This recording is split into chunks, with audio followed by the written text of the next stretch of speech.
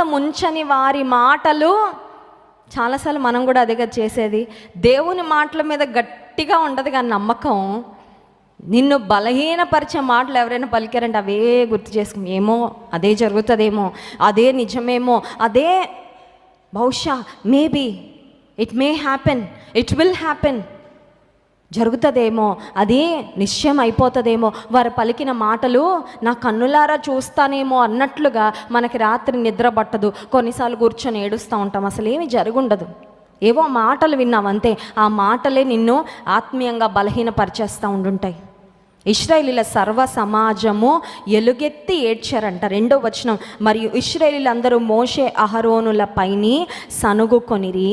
ఇప్పుడు ఇశ్రాయేలీలు ఆ మాటలు విన్న తర్వాత వారి యొక్క స్పందన, వారిలో నుంచి వస్తున్న మాటలు చూడండి. 3వ వచనం, ఆ సర్వ సమాజము, అయ్యో ఐగుప్తులో మేమేల